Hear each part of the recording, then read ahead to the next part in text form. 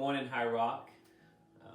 It's yours truly, Pastor Deandre Dukes, and I'm excited to be with you all this morning.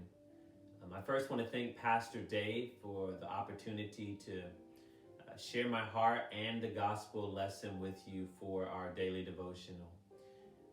I pray that what I have to share with you this morning blesses you as much as it's blessed me as I have reflected on this particular verse of Scripture. We'll continue our journey in 1 Peter chapter 1, starting at verse 18.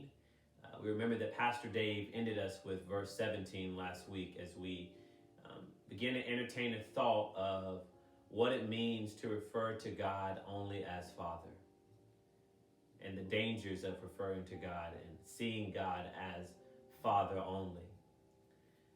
This morning, I want to invite you to look at verse 18. And there are a few things in there that stand out to me and have blessed me tremendously, and I hope it blesses you. So come on, let's take a read.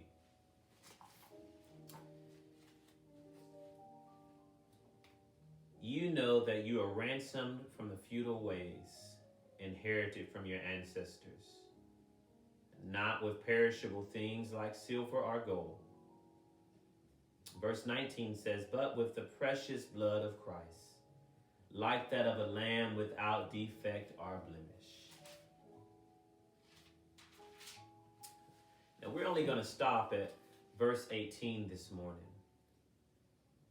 Verse 18 really means a lot to me.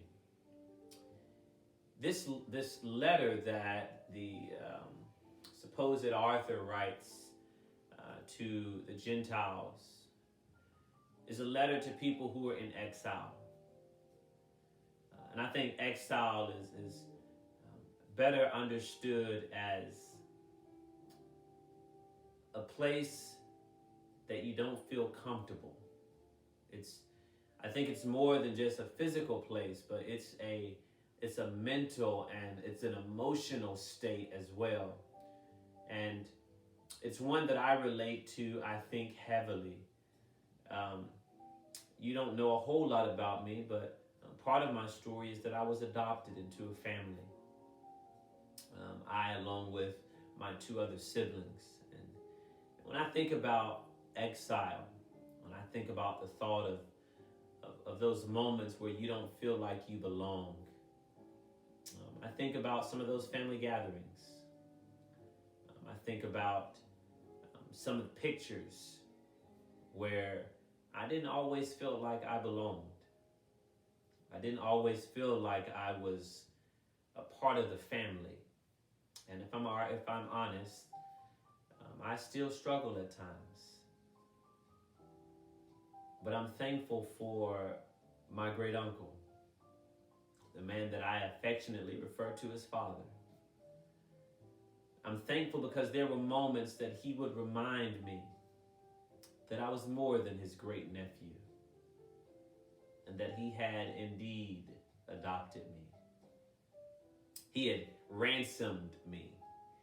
And when we understand ransom in the context that the author of 1 Peter is referencing, meaning he had rescued me, that's how we should understand ransom. Not just having had a price paid for you. It's not this commodity or consumer mentality as it is for us when we go and we make a payment for something. We receive a good with an expectation of it doing something for us. When I think about Christ ransoming us, rescuing us, I think about being rescued for a purpose. I think about myself benefiting more than Christ benefits. And when I think about what my great uncle did, he rescued me. He rescued me from God knows what type of life. I'm certain, though, that I would not be the young man that I am today.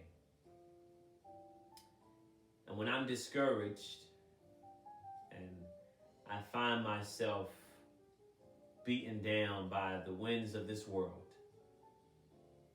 or when I find myself lonely and feeling as if I don't have anyone.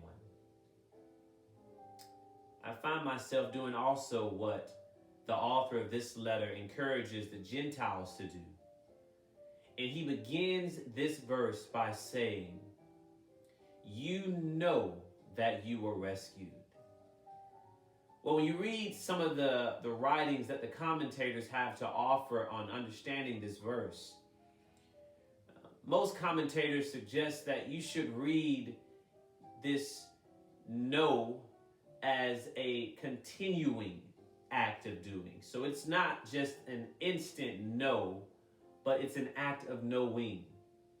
It's living out of that knowledge. It's continually knowing. It's allowing that knowledge to carry you through the trials and the burdens of this life. And when I found myself in those moments where I thought all I was adopted into the family, I was reminded that I had been rescued, that I had been liberated, and that I was a part of the family. And when I remind myself that, it's as if I feel myself coming from the outside of the laughters and joining into the laughters. I don't know where you are and what things may be going on in your life and how encouraged or discouraged you feel. And if you often feel like you're in exile, maybe it's in this life and maybe it's in your walk with Christ. I want to remind you that we are all Gentiles that have indeed been ransomed, that have indeed been rescued by something greater than silver and gold. Because silver and gold can't do anything for our soul. We've been rescued by Christ. We've been rescued from the ways of this world and the old habits that we might have had. And I hope that is enough to encourage you this week, to lift your head and to keep going. And it's because of this verse that I look forward to family holidays now. I look forward to talking with my great aunt on the phone now. And I look forward to someday seeing my great uncle in heaven and thanking him for rescuing and liberating me. I look forward to talking with you tomorrow about that lamb without spot nor wrinkle, without blemish.